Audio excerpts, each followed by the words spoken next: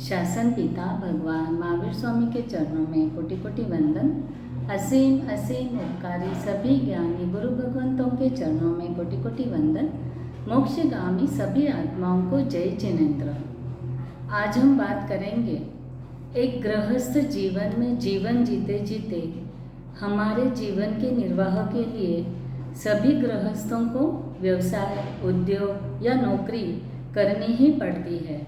लेकिन यह करते समय भगवान महावीर ने हर एक श्रावक को एक मार्गदर्शन दिया है कि कौन से व्यवसाय हमें वर्ज यानी त्यागने चाहिए, जिसमें बहुत महा आरंभ होता है और हमारे चिकने कर्मबंध के वो कारण बन जाते हैं। आज हम बात करेंगे श्रावक और व्यवसाय के बारे में। यानी श्रावक इस शब्द को अगर समझते हैं तो श्र का अर्थ वहाँ पे होता है श्रम करने वाला, व से होता है विवेक और क से होता है कर्म करना। यानी श्रम से विवेक पूर्वक जो कर्म करता है उसे श्रावक कहा गया है। विवेक संपन्न श्रावक अपने मन में पहले यह सोचता है कोई भी अगर व्यवसाय करना है तो वह अल्पारंभी है, वधु आरंभी है या महाआरंभी है। इसके बारे में सोचने के बाद समाज में अल्पारंभ और महाआरंभ के संबंधित जो धारणाएं हैं वह थोड़ी भ्रांत धारणा है। यानी सभी के मन में उसके लिए एक रॉन्ग कॉन्सेप्ट है। तो वह कॉन्सेप्ट समझने के लिए आज हम अगर इस सब्जेक्ट के बारे में जो भगवान ने हमें बताया है, मार्गदर्शन दिया है, उस तरीके से अगर हम हमारे जीवन में जो जीवन निर्वाह के लिए धन कमाने के लिए व्यवसाय, उद्योग या नौकरी करनी पड़ती है, उसमें हमें कम से कम दोष लगे या कम से कम कर्म का बंध हो, यह देखना बहुत ज़रूरी है। क्योंकि कहा जाता है जिस व्यवसाय से हम धन कमाएंगे वह व्यवसाय तो साथ में नहीं आने वाला है, वो सब यहाँ पर ही छोड़कर जाने वाले हैं। लेकिन वो व्यवसाय के पीछे जो हम पाप करेंगे वो पाप निश्चय हमारे साथ आएगा ही। अब जैसे कहा जाता है कोई एक श्रावक अहिंसा का उपासक और आराधक है और वह सिर्फ उसी हिंसा का अवलंबन लाचारी वंश करता है। यानी जो उसके जीवन निर्वाह के लिए अति आवश्यक है, अपरिहार्य है, उस बात का ध्यान रखता है और उसका जीवन निर्वाह भी उससे महाआरंभ न हो, इस बात से वो बचने की कोशिश करता है। कोई भी व्यक्ति जब भूखा होता है तब उसका पेट बातों से या धर्म करने से नहीं भरता है। जो प्यासी है, जिसे प्यास लगी है, उस व्यक्ति की प्यास भी काव्य के रस से नहीं बुझती है। उनको पानी और भोजन की ही आवश्यकता होती ही है। और जैसे कहा गया है कि जीवन में मूलभूत आवश्यकता में अन्न, पानी, निवास ये चीज़ें कही गई है। अब श्रावक को जीविका उपार्जन करने के लिए कोई ना कोई व्यवसाय या नौकरी उसका आलंबन तो लेना ही पड़ता है। और विवेकवान श्रावक अपने व्यवसाय के साधनों को अपनाने से पहले उस बात का पूरा ध्यान रखता है कि जो भी जीविकोपार्जन के साधन हो वह सात्विक साधन हो, नीति सम्मत हो, अल्पारंभी हो, किसी अन्य का शोषण करने वाले न हो, राष्ट्र या समाज विरोधी न हो। इसीलिए भगवान महावीर स्वामी ने श्रावकों के लिए 15 कर्मादान यानी ऐसे 15 व्यवसाय कहे हैं जिसका अगर श्रावक ध्यानपूर्वक पहले अभ्यास करने के बाद अपने जीवन निर्वाह के लिए जो भी पसंदगी करनी है, अर्थोपार्जन करने के लिए अगर उसे यह बात पता है तो वह इसका ध्यान या इसके बारे में अवश्य समझने के बाद ही वह उस व्यवसाय को सिलेक्ट करेगा।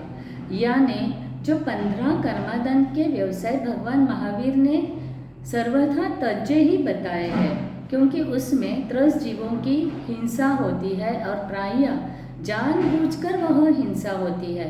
नैतिक दृष्टि से भी अनेक व्यवसाय अनाचरणीय है, राष्ट्र और समाज की दृष्टि से अनेक व्यवसाय घातक है। और वह 15 प्रकार के जो व्यवसाय है वह है, उसमें फर्स्ट जो आता है वह है अंगार कर्म, यानी हमें धन कमाने के लिए व्यापार या व्यवसाय करने के लिए जो हमसे कर्म बंद होने वाले हैं उसमें यह 15 कर्म जो है वह तज्य कहे गए हैं। उसमें प्रथम आता है अंगार कर्म। अंगार यानी अग्नि से जिस व्यवसायों का प्रारंभ होता है या आरंभ होता है, जिसमें कोयला बनाकर बेचना तथा लोहार, सुहार, हलवाई, भड़भुजा, कसेरा, धातुर मार के व्यापार करना, ये सब आता है अंगार कर्म में। बाद में आता है वन कर्म। वन कर्म यानी बाग, बगीचे या वाड़ी और उसके फल फूल आदि उत्पन्न करके बेचने का व्यापार करना, लकड़ी काटकर लाना और बेचना, कंदमूल का व्यापार करना और कारपेंटर का व्यापार करना, यह सब वन कर्म में आता है। थर्ड है शकट कर्म, यानी उसको साड़ी कर्म भी कहा जाता है। उसमें आता है गाड़ी है, रथ है, बैलगाड़ी है, तांगा है या ऐसे ही नाव, जहाज आदि बना कर बेचना और उसके जितने भी पार्ट्स या उपकरण होते हैं उसका बिजनेस करना, वह आता है साड़ी कर्म में। भाड़ी कर्म में आता है चार पगार, जो 4 पाँव वाले जानवर होते हैं जैसे कि ऊंट है, घोड़े है, बैल है, ऐसे जानवर, और जो गाड़ी, जहाज वगैरह वाहन है वह खरीदकर दूसरों को भाड़े से देना और उसका भाड़ा खाना, ये जो है वह है भाड़ी कर्म में आता है।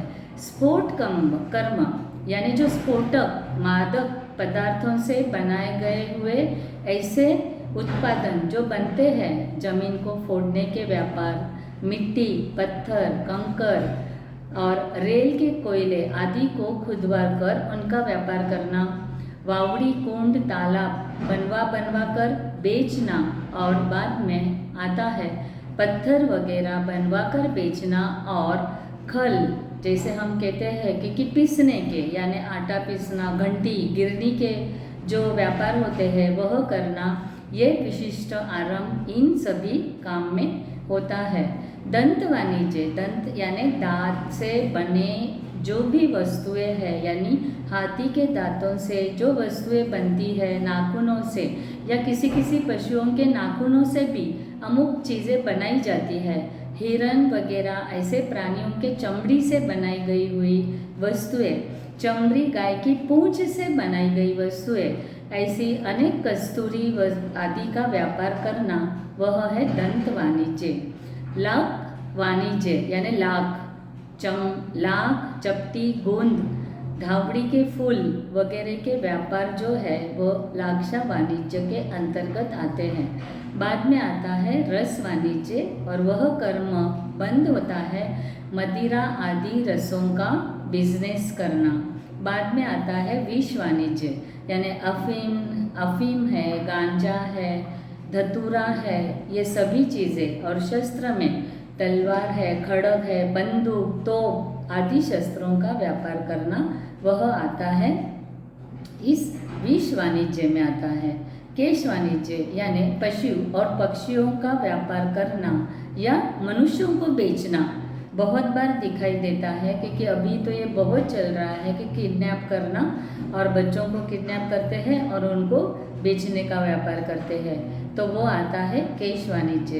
यंत्र पीड़न कर्म, यानी जो यंत्र से अंदर पीलन होकर जो व्यवसाय होते हैं, जैसे कि तेल निकालने की धानी है, पिलने के जितने भी व्यापार है, वह सब इसमें आते हैं, और इसका बिजनेस करना यानी यंत्र पीड़न कर्म।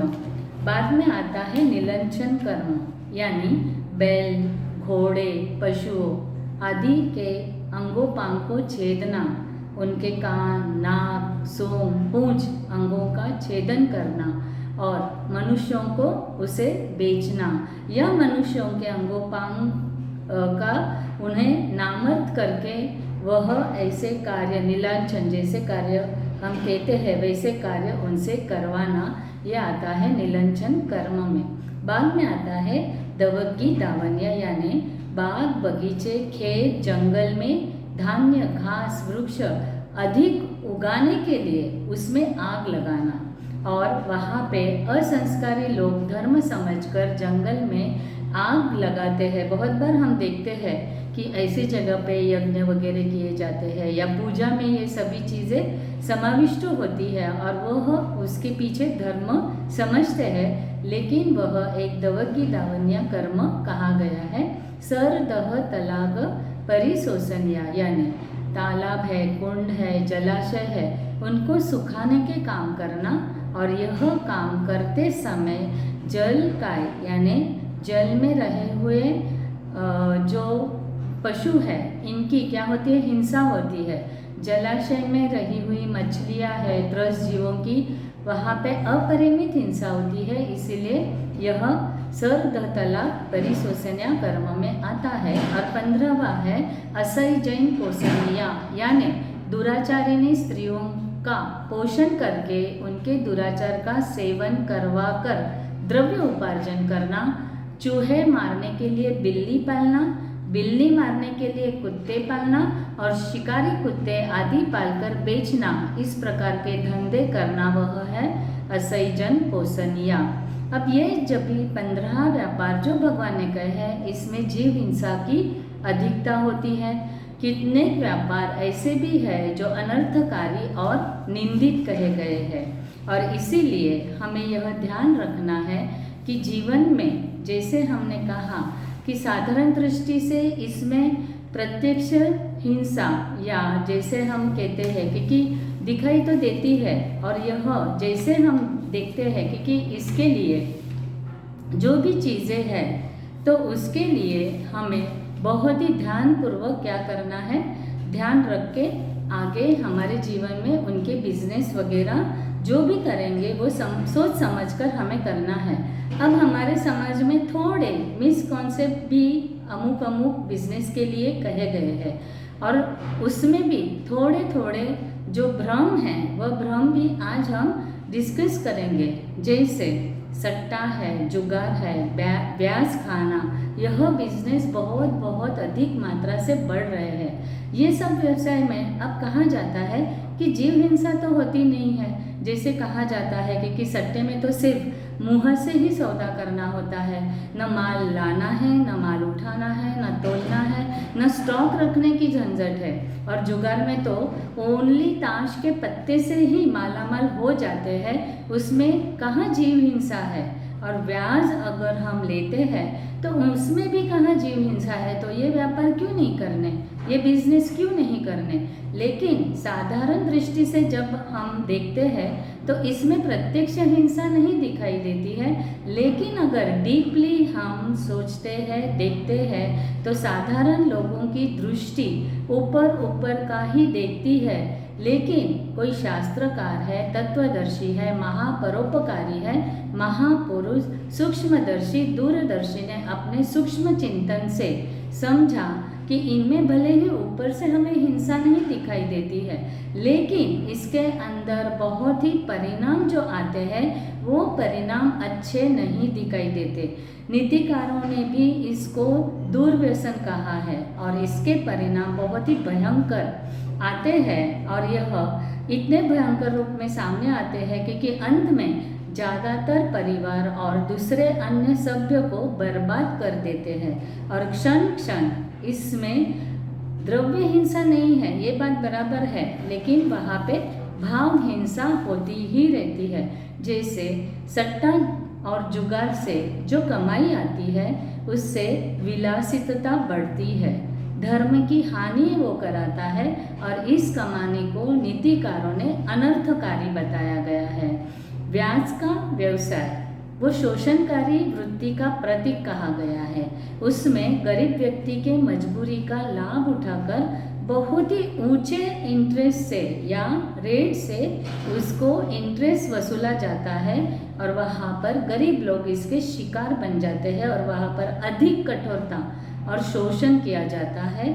इसीलिए ये सब व्यवसाय द्रव्य हिंसा जनक नहीं, लेकिन भाव हिंसा निश्चय है। और वैसे ही और अगर दूसरे व्यवसाय की बात करें तो कपड़े बनाना यानी वस्त्र के व्यवसाय, उसमें जो ज़्यादातर करके रेशमी वस्त्र, सिल्क के वस्त्र बनाना, उसके व्यवसाय करना, उसमें तो बहुत सारी जीव हिंसा होती है। और ऐसे वस्त्र ज़्यादा शाइन या ज़्यादा चमकने के लिए उसमें जो द्रव्य यूज़ होता है वो जीव हिंसा से ही बना हुआ होता है। और वहाँ अल्पारंभी नहीं है, ये महाआरंभी व्यवसाय कहे गए हैं। और जैसे कहा जाता है, दूसरा है आहार संबंधी व्यवसाय। अगर आहार संबंधी व्यवसाय यानी कुकिंग के क्षेत्र में जो भी हम व्यवसाय करते हैं उसमें महाआरंभ होता है, क्योंकि जो भगवान ने कहा है कि पेट भरने के लिए, हमें जीवन निर्वाह के लिए पेट भरने के लिए जो आहार करते हैं उस आहार में स्वाद से ज़्यादा खाली पेट का पोषण इम्पोर्टेंट है। लेकिन अगर हम उसमें बहुत ही रस डालकर जब हम आहार बनाते हैं या उसके संबंधी कोई बिजनेस करते हैं तो वह भी क्या कहा गया है, महाआरंभी उसको कहा गया है। और इसके लिए ऐसे कुकिंग क्लासेस चलाने या होटल्स के व्यवसाय करने, ये सभी जो चीज़ें हैं ये चीज़ें निषेध कही गई है। बाद में कहा गया है जैसे लेदर के बिजनेस होते हैं, लेदर बहुत ही जितना सॉफ्ट होता है उतना वो कॉस्टली होता है, और जितना सॉफ्ट होता है उतना वो प्योर होता है। और प्योर लेदर सभी को पता है किससे बनता है, एनिमल के स्किन से बनता है। तो उसके अगर व्यापार करते हैं, वैसे है अलंकारों में है पर्ल यानी मोतियों के व्यापार, क्योंकि जो मोती रियल मोती होता है वो भी मछली के पेट से निकाला जाता है और उसके लिए बहुत सारी मछलियों की हिंसा की जाती है। तो इन सभी बातों का अगर हम ध्यान रखते हैं तो इस बात का हमें ध्यान रखना है, जैसे कहा जाता है कि हमारी आवश्यक चीज़ें अपने व्यवसाय के साथ साथ हमारी आवश्यकता पूर्ण करते समय हमें अपने व्यवसाय के साथ साथ दूसरों के जीवन निर्वाह में भी हमें सहायक बनना है। वहाँ पे करुणता की भावना रखनी है।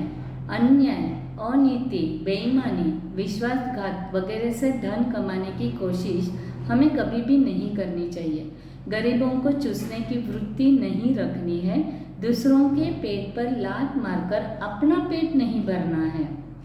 जैसे कहा कि स्वयं के श्रम से प्राप्त जो धन होता है वही धन सात्विक कहा गया है, जो स्व और पर दोनों के लिए हितकारी कहा गया है। आत्मा और शरीर दोनों के लिए वह धन पोषक है। और आधुनिक श्रावक वर्ग को सात्विक रोटी प्राप्त करने की जो दिशा है उनकी, उस विषय में भी उनको अलर्ट रहने की बहुत ज़रूरी है, क्योंकि जो एट प्रेजेंट सिचुएशन में जो विविध कारणों से, विविध परिस्थितियों से व्यवसाय शुद्धता का कॉन्सेप्ट जो है वो उड़ ही गया है। उसके बारे में कोई भी उसके पीछे कितना कर्मबंध होता है उसके पीछे कोई भी ये ध्यान नहीं देता है। और श्रावकों को संकट समय में भी सात्विक रीति से प्रामाणिकता पूर्वक ही विवेक से व्यवसाय करना चाहिए। हम देखते हैं कि हमारे चारों ओर छोटी हिंसा, बड़ी हिंसा व्याप्त है ही, लेकिन सच्चा श्रावक वो है जो अपना मार्ग पसंद करता है। तब वह ध्यान रखता है कि आत्मा और शरीर दोनों को आघात न पहुँचे और न आत्मा को हानि हो और न शरीर को हानि हो। और इस तरह से जैसे इस सभी बिजनेस के बारे में हम समझते हैं, वैसे ही हमें लगता है चलो इसमें से हम एक भी बिजनेस हम ऐसा नहीं करते हैं। सभी बिजनेस में थोड़ी हिंसा तो है ही, लेकिन मिनिमम हिंसा बिजनेस करते करते हमें लगता है हम महाआरंभी बिजनेस नहीं कर रहे हैं। लेकिन अब जो ट्रेंड आ रहा है वह है शेयर मार्केट, यानी अलग अलग कंपनियों में हम हमारा इन्वेस्टमेंट करते हैं। हमें लगता है कि हमारा जो भी धन है वो वहाँ पे सुरक्षित रहे और कम समय में हमें ज़्यादा मुनाफे घर बैठे बैठे हम कमा सके। लेकिन इसके पीछे भी हमें यह देखना है, अगर हम जहाँ इन्वेस्टमेंट करते हैं, जिस कंपनी में हम इन्वेस्टमेंट करते हैं, उन कंपनी जो चलती है उसमें ऐसी जीव हिंसा और महाआरंभ ऐसी चीज़ें अगर होती है तो इसका भी हमें ध्यान रखना है, हमें सावचेती रखनी है, अवेयर होना है। और जिसमें मिनिमम यानी स्थावर हिंसा, त्रस हिंसा कम से कम हो, ऐसे बिजनेस, ऐसी कंपनियां हैं तो वहाँ पर हम कर सकते हैं। ऐसे तो वर्ज्य ही कहा गया है, लेकिन फिर भी अगर करना है और ऐसी हमारी सिचुएशन है कि हमें वही एक हमारे पास ऑप्शन है तो हम करते हैं। लेकिन इसके पीछे भी महाआरंभ और जीव हिंसा जैसी उत्पादन यानी प्रोडक्शन जिस कंपनी में होते हैं उस कंपनी में हमें बिल्कुल ही हमारी इन्वेस्टमेंट नहीं करनी है, क्योंकि जैसे हम समझते हैं कि उस कंपनी में हमारा शेयर है और उस शेयर जितनी वो कंपनी क्या करेगी, प्रॉफिट करेगी या आगे बढ़ेगी, उसमें हमें ज़्यादा क्या मिलता है, शेयर मिलता है। लेकिन ज़्यादा शेयर को न देखते हुए ज़्यादा पाप न लगे, इसका हमें एक श्रावक, सुग्न श्रावक इसका ध्यान रखता है और वह काम नहीं करता। सच्चा श्रावक होता है वो अपने ही श्रम से नीतिपूर्वक अर्थार्जन करने की कोशिश करता है और उस प्रिंसिपल, उस तत्व को वह ध्यान में रखते ही अपने जीवन में सफलता से ज़्यादा यानी जितना भी हम ज़्यादा करते हैं तो हमें उसका प्रदर्शन करने की आदत होती है, सिंप्लिसिटी निकल जाती है। लेकिन वो धन कमाने के पीछे हम जो भी आरंभ समारंभ करते हैं उसका भी हमें ध्यान रखना है। और इस प्रकार ऐसे व्यवसायों से अगर बचेंगे तो मेरू पर्वत बरोबर जो पाप हमें लगते हैं अब वो सिर्फ राई बराबर लगते हैं और हमें शारीरिक, मानसिक आरोग्य, शांति और निराकुलता, संतोष और सुख से जीवन हम व्यतीत कर सकते हैं। अंत में अगर हम हमारा जीवन अगर जब भी जीते हैं तो सबसे जो प्राधान्य हम देते हैं, क्योंकि हम हमारे लाइफ में हम देखते हैं क्योंकि धन कमाने के लिए बहुत ही हम क्या करते हैं, भागम भागी करते हैं। और इस भागम भागी में हमें लगता है कि जब भी ज़्यादा से ज़्यादा जितना भी हम धन कमाते हैं तो वो धन हमें सुखशीलता देता है, शांति देगा, लेकिन ऐसा नहीं है।